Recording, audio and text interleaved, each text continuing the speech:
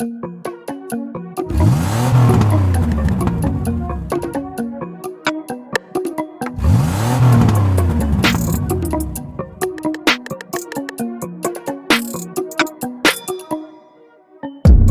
we're live. It's the Revved Up 906 podcast, a Detroit Pistons podcast to be exact. And I'm Hudson. And I'm Ryan.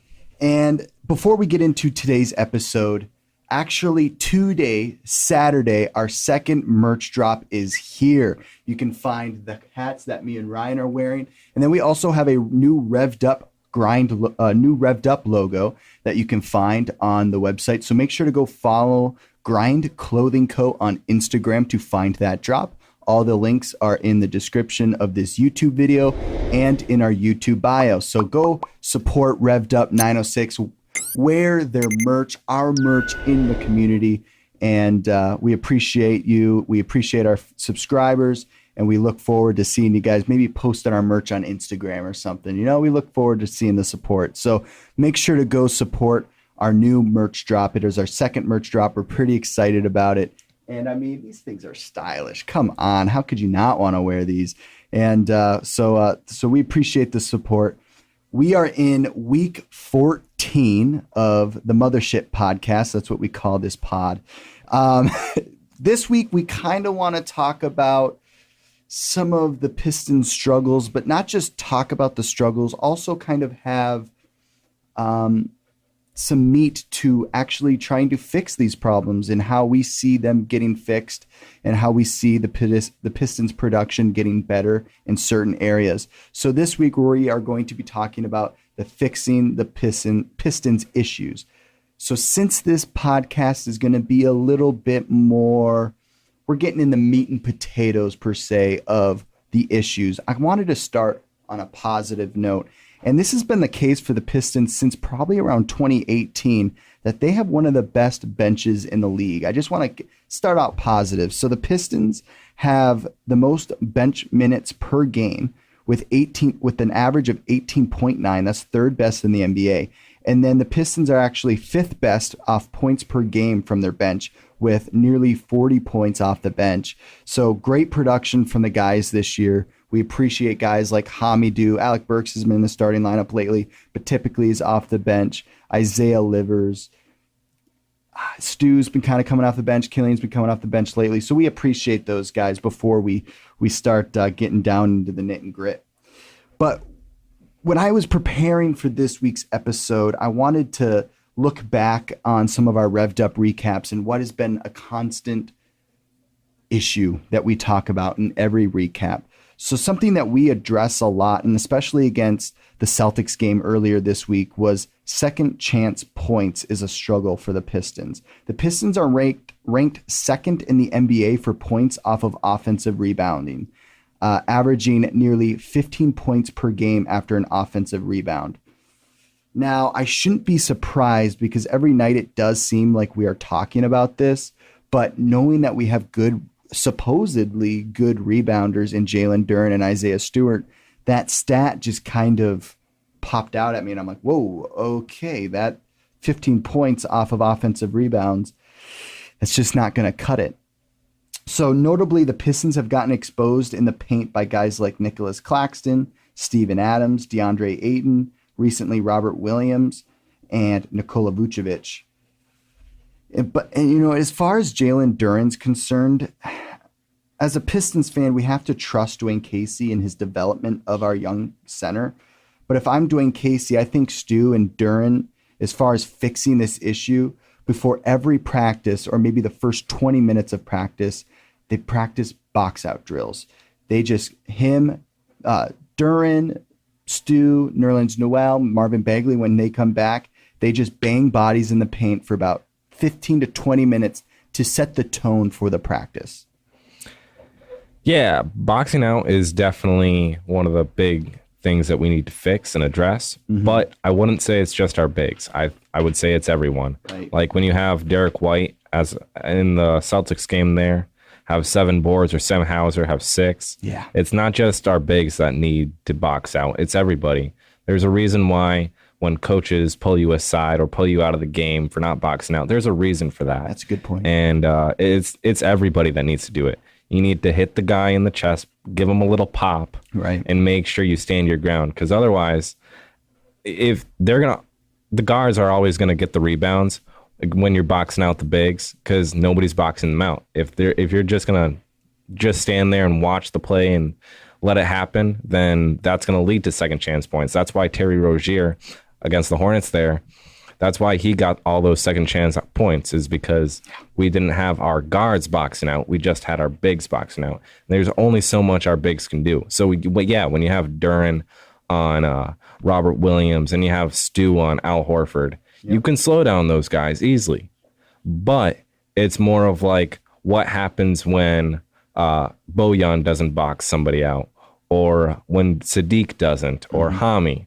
Everybody needs to play a role in that, and it doesn't have to be just reliant on the bigs. Yeah, and that's a good point, because we talked about while we were in Detroit that we noticed that our guards get posted up a lot. There's a lot of switches for our defense, and then all of a sudden Killian's in the paint and he's going up against like DeAndre Ayton, and we're like, oh, like of course they're going to feed it DeAndre Ayton all game, because all their switches, all these screens that the Suns are setting, they're setting it up so that Killian, an undersized guard as far as guarding DeAndre Ayton is concerned, is now mismatched. And then, of course, if a three's getting put up and then there's a mismatch down low, of course there's going to be some offensive rebounds. So that's a good point, that it's not necessarily just Duren, because we saw Duren against the Celtics get 14 rebounds. So he shown that he can get rebounds in a big way.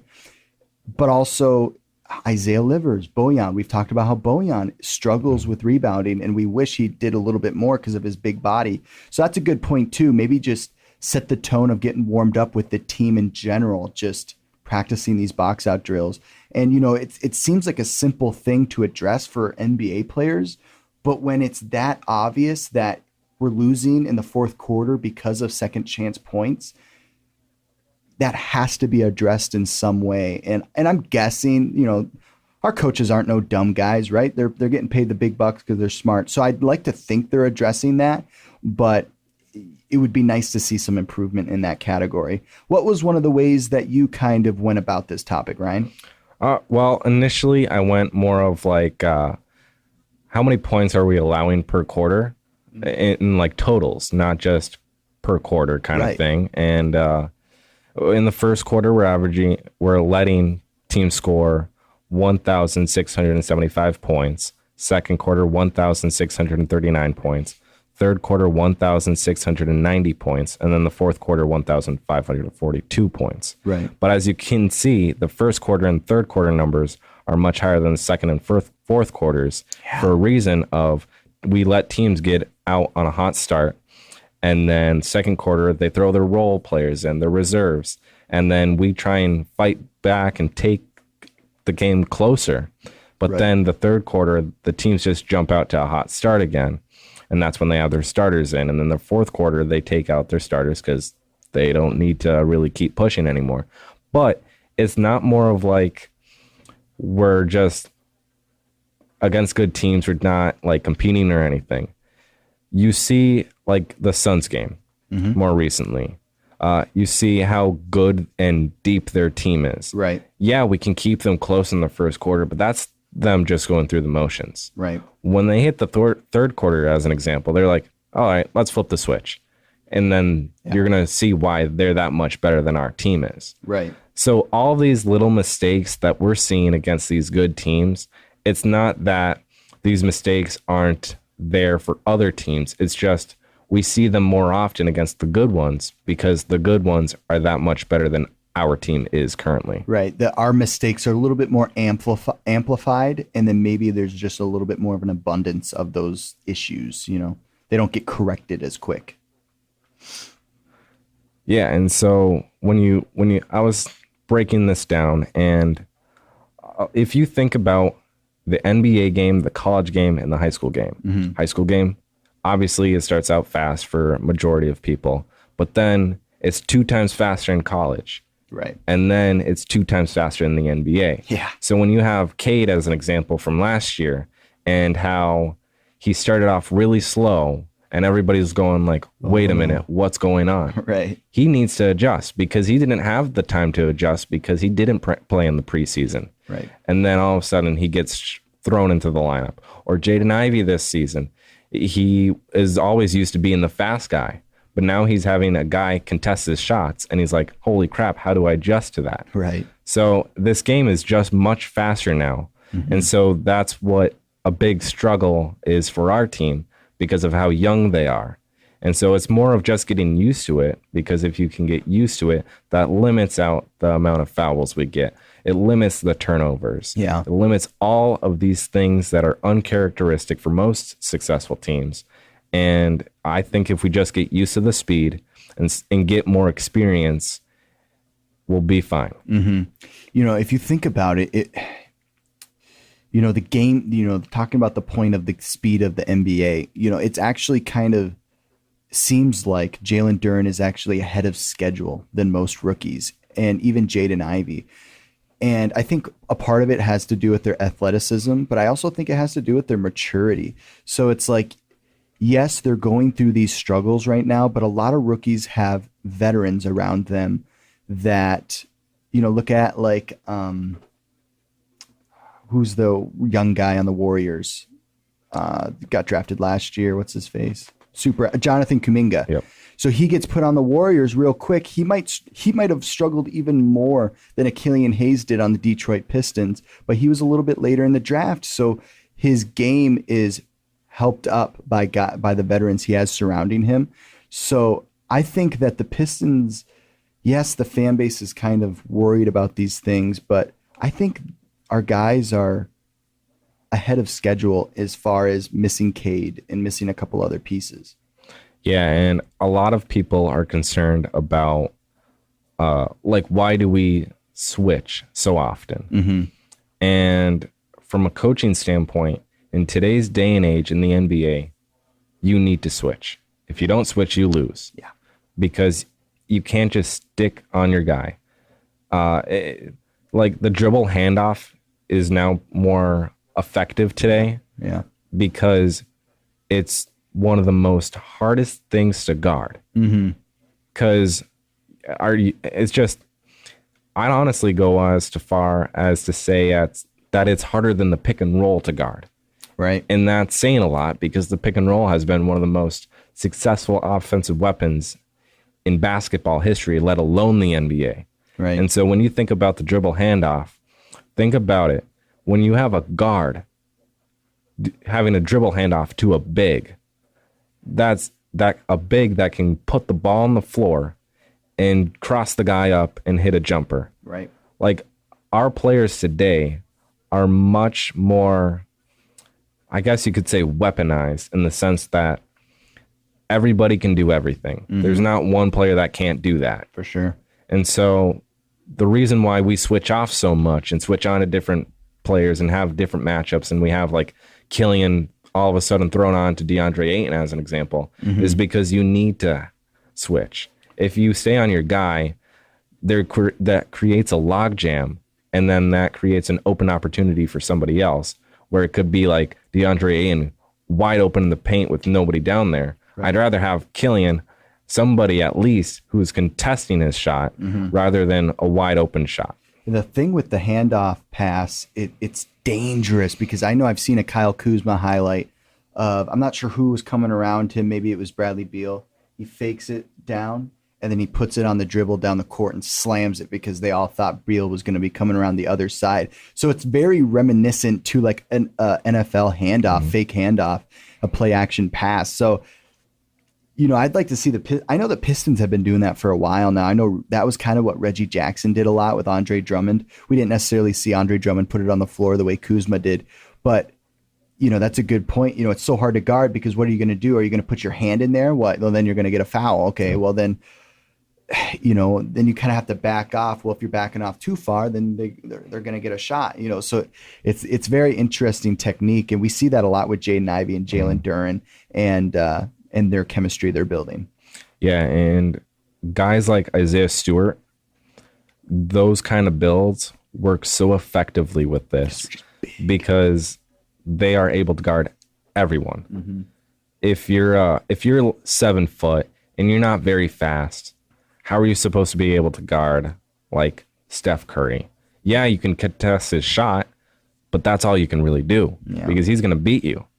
And so the off-ball defender, if you're going to have a dribble handoff, the off-ball defender needs to get them high and wide. Right. Otherwise, if they get sharp, they're going to beat you every single time. Mm-hmm. So the game today, the biggest takeaway from any team and the biggest mistakes that are typically made are on defense because it's so hard to guard anyone now because everyone can shoot and everyone can put the ball on the floor. So when everybody's all ticky-tacky on these little things that the Pistons are doing, it's like, be patient here because it's not just them that do it, it's other teams. Mm-hmm.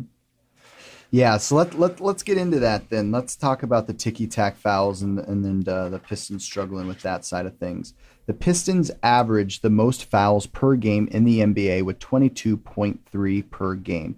This is an issue that has to be addressed, and I'm sure it has been addressed at some point or the other during this season. The Pistons are young, and so this is naturally going to happen because we were just talking about the speed of the NBA. The players are so skilled, so quick. That first step that most NBA players have is just so deadly. They're so quick. And so these ticky-tack fouls that happen in late stretches of the game, one, players are really good at getting calls. We see such savvy players like Luka Doncic, Steph Curry, Ja Morant, so good at drawing fouls. And then you have the guys that aren't even as well known at like Ayo Dosunmu, or I don't know, hopefully I said that right. Even Terry Rozier, these guys that are just so good at getting fouls. So I'm guessing that it has been addressed with the Pistons, but 22.3 fouls a game is just not a recipe for wins, and they need to find a way to dial that back. For reference, the team that leads the league in the least amount of fouls per game, I think it might have been the Toronto Raptors that only average 11 fouls per game. And that's just so crucial to the play of a game because we see it in the NFL. If teams are struggling with flags, it's setting you back that much more of the momentum that you're building. Okay, we have a possession where Killian Hayes hits a three. We get back on defense. We get a stop. We have a possession where Saddiq Bey hits a three. Next possession, we foul the guy, and there goes that momentum that we were building in the fourth quarter. As far as fixing this, there's no right or wrong way to fix this. And Dwayne Casey, honestly, I would love to see a Dwayne Casey practice. I would be so fascinated at how he addresses things. I would love to see the way he addresses the film. But as far as me, I would give every assistant coach a whistle. I'm assuming that there's 4 hoops in the practice gym in the Henry Ford Health System. There might be a couple more. But for this example, we're going to go with 4 hoops in a gym. 3 or so players at each hoop, and then they simulate 2-on-1 fast breaks. We see so often Isaiah Livers or Killian getting caught in a 2-on-1 fast break, and then you're forced to foul. I would love to see them practice the ability of, okay, how am I going to guard this? How am I going to address this? Am I going to address it at the free throw line? Am I going to meet them at the 3-point line to stop them getting a bucket at the hoop? How does that look like? And I think they should practice it 10 to 12 times at the middle or end of practice and just have the guys switch, the 3 guys switch and go between the 2-on-1 fast break and just see what it looks like when you practice that 10 to 12 times and what you start developing to contradict that play, because that is just so crucial. Because if you see a turnover, we have quite a few turnovers a game. If we see a turnover and there's a 2-on-1, 3-on-1, 2-on-3, we see the Pistons getting exposed in those type of examples. Yeah, and the big thing for that is what the problem is really is we're reacting. Yeah. You need to get to the spot and see and just predict it before it happens. So when you're in a fast break situation like that, just do what you think is going to happen rather than try and foul the guy. Because if you just react, you're always going to be late. you're always going to get the call. Right. But if you react and just go off of your reflexes and think, well, he normally does this, so I'm going to try and guard that, then yeah, it's okay if you react the wrong way and you give up a shot. And you bet wrong. Yeah, I'd rather have that than a foul leading to extra points or a possible outcome of a game end up differently because you decided to react late rather than just predict where it would happen. Right. The great John Wooden would say, play quick, but don't hurry. I like that. So yeah, you want to predict it before it happens, because if you react too late, chances are you're going to get beat every single time. Yeah. And that's one of the big things for this Pistons team is they're very young. So they're very immature. Yeah, we have guys that are older like Bojan or Corey Joseph or Nerlens Noel, but a majority of our team is all young guys. So if they can predict before reacting, then that's going to become so much more of a better outcome for us. Because not just defensively we have those issues, it's offensively. So we have like Bojan as an example who decides, well, our team's struggling right now, I'm going to try and be the hot hand and take every shot. Yeah. We don't need that majority of the time, because it's not just Bojan that does it, it's majority of our team. We force up a shot, and rather than playing it smart and using the shot clock, because if we use the shot clock and play smart and just use it up as much as we can, that's limiting the possible outcome of turnovers. Yeah. And so when you just force up a shot right away, that's pretty much a turnover. Because if you use a shot clock like it's intended to as an advantage for your offense, then that you're not going to turn the ball over. And then also you're going to limit the possibilities of the other team scoring. Right. I like that. Yeah, you definitely see in today's NBA a lot of early shot clock shots, especially with specific guys on our team like Jaden Ivey. We see him all the time. He'll bring up the ball, not quite on a fast break, but off a long defensive rebound, and he'll just kind of give a couple shimmies and then put up a shot. And you're just like, I wish we could have kind of saw that play develop. You know, we kind of had momentum there. So it is interesting the value of a shot clock, because I don't think that's always addressed of, okay, this period, this quarter, we're trying to eat up that shot clock. We're trying to limit turnovers. Let's start that pick and roll. Let these pick and roll plays develop and let them take a while. Let them take unnaturally long and kind of catch these guys off guard of, oh, wow, they're kind of slowing down the game. And I think when you slow down the game, you can kind of see positives come out of that. Yeah, and not all the time you can stop like a superstar, like a Jason Tatum. We saw us recently give him only 12 points in the first half, and then he goes out for 22 in the second half. But with guys like that, you want to slow them down. Let's say you allow him to get 7 points, but then you lose because you can't let the guy who gets 5 points get 15. Right. AKA Sam Hauser. Right. So it's very hard to stop superstars. It's very hard to stop good teams. And there's so many different outcomes to so many different games, and you can't predict them all. You can't predict every single play. You can't assume too much, because then you're going to give up the shot. But it's not just more of an issue that our team has. It's more of an issue that every team has. And this is just a little learning curve along the way that will end up helping us and benefiting us. Because once this team develops, gets older, has more experience in these situations, you're going to see less of this. You're not going to see it as much as it is now. And so... yeah, I mean, people say pressure makes diamonds. Yeah. You know, right now we're just through that pressure stage. You know, we're just kind of working through that, and we'll become diamonds eventually. And you know, that's why like when Cade comes back, he better be ready, man, because these guys are going through the thick of it right now. Jaden and Jalen are just getting ammo for many years to come to remember, my rookie season sucked. I'm gonna go at these dudes the rest of my career, and Cade Cunningham better be on this roller coaster because we're going to the top. And I think that's kind of what the mindset they're kind of going through right now. And I just want the Pistons fans, the Pistons guys to know that we're supporting them. We're right there with you. We're also bought into the process. We trust the process. We believe in you guys. And once they keep fighting, just keep fighting. That's the biggest thing, is just know that it will be better eventually. It will get better. Yeah.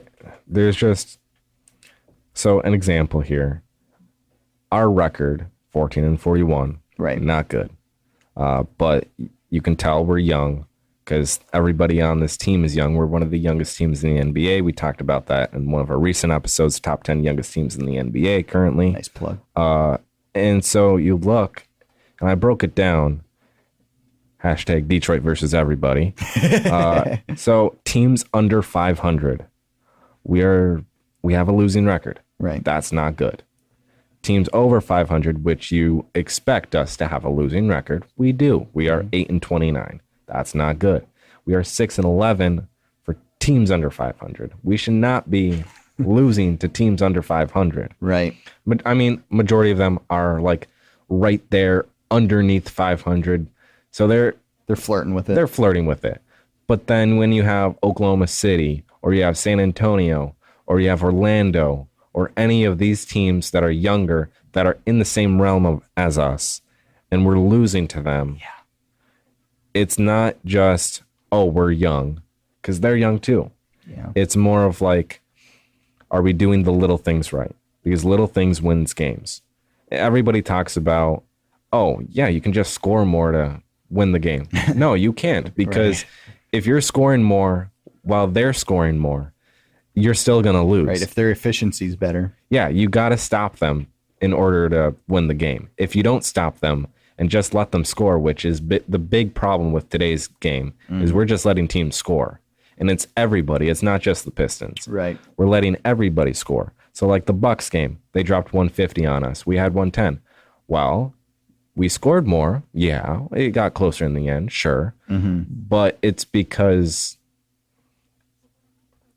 it's the NBA. Yeah, guys can score. Yeah, you can't give up 150 and score 110 and be like, oh yeah, I'm happy with that. Right. You can't. You got to stop them defensively, and defense is the key to everything. Because, like, example, man-to-man defense is the only true defense that can actually contest any offense in the NBA today. You can't switch it up, because man-to-man, because there's so many guys that can go out and have 20. Right. Because let's say you stick your best defender on Steph Curry.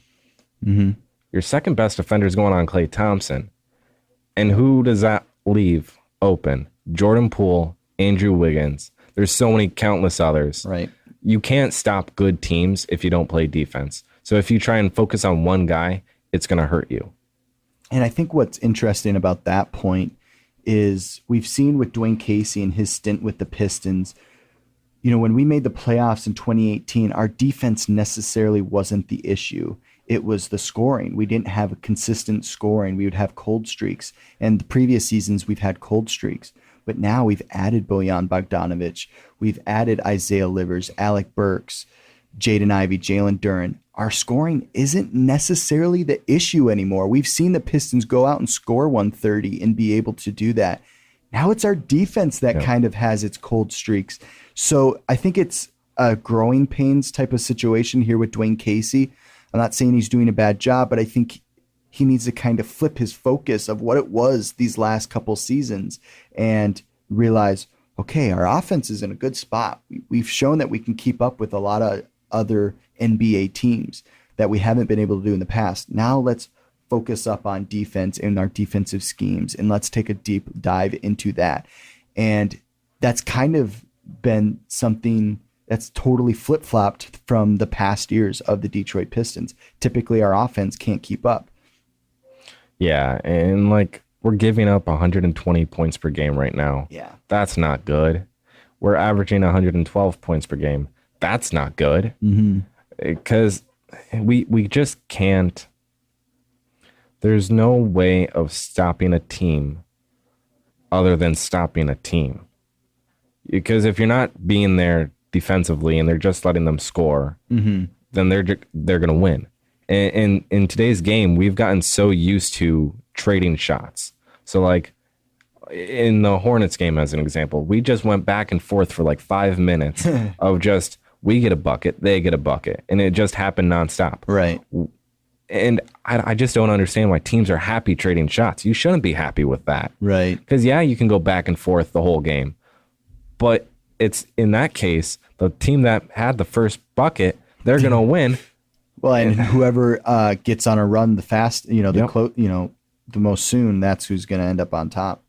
Yeah, there's so many different things that are issues with our team, but they're issues with every team. It's not just us. Right. They're highlighted more for us because in our current state, we're losing. And then we've gotten used to losing for so long now, just from the end of the era with the going to work Pistons. Ever since then, we've been losing. So we're getting used to it. And so that's why it's so easy to go like, that's a mistake. That's a mistake. We need to fix that. It's just so easy now.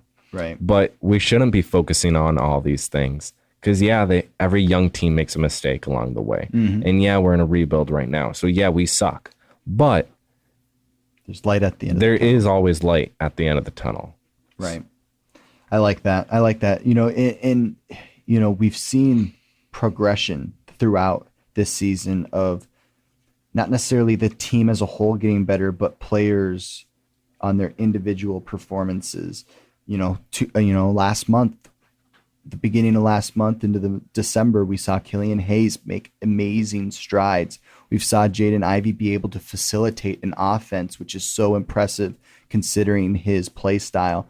We've seen Jalen Duren dominate on the boards and show that he can be a consistent offensive threat in the paint and do it at a high percentage. So our young guys are progressing. It's just, I honestly really think it's just missing Cade. He's that missing piece right now. I think if Cade's here, we're in a better position. I also think we need to add somebody in the draft, who we want it to be, but, we have to expect that not to happen. So there's just a couple little missing pieces and it will click. The puzzle will come together. It will. And it all comes back to the guy we saw at Little Caesars Arena. He was sitting right across from us, the man himself, Troy Weaver. And I trust him. I really do when I say that. And I think he'll get the pieces together. Yeah. There's a reason he's seen so much success because he was with the Oklahoma City Thunder. He was a part of the draft process to get Russell Westbrook, Kevin Durant, James Harden. He built one of the best teams in NBA history. Yeah. And they didn't win, but they're still one of the best. He's been in situations and been under certain guys that have had success in the NBA. And so he knows what it takes to win. It's just more of like, can I get an opportunity to bring one of those guys in? Or can I get an opportunity to build this team the way I like it and the way that the city gets behind it and just connecting it, all the pieces into one big thing. He knows what it takes to win. And so when you see all this trade talk and, Bojan's getting moved, I hope he gets moved. No, he's not getting moved. No. There's a reason why Weaver went out and traded for him in the offseason. Right. It wasn't one of those guys that, I'm going to trade all these assets away to get him in order to trade him away for even more assets. The next season, No, he's not. That's not what Weaver does. Right. There's always a plan to one of Weaver's moves. Oh, for sure, dude. He is so strategic. I really do believe that. He's got a game plan for sure. So if you take away anything from this episode, you got to realize the Revved Up guys are here to bring a balance to the Pistons community. We understand why you talk about certain trade talks. We understand why you want to draft certain people, but we bring you back to reality. We find a balance for you. So we appreciate you guys tuning in. This was week 14 of the Revved Up 906 podcast. Today we kind of broke down the Pistons issues and how we can eliminate some of them and slow down some of those issues so they're not so abundant. We will see you guys. Oh, also quick shout out to Grind Clothing Co. Our first merch drop today. So go check out the link in the description and the link in our bio and go follow Grind Clothing Co. on Instagram. You can also find the links to that merch and go check it out. Support Revved Up 906. We appreciate our listeners. Make sure to like and subscribe, and we will see you guys in the next Revved Up recap. Peace.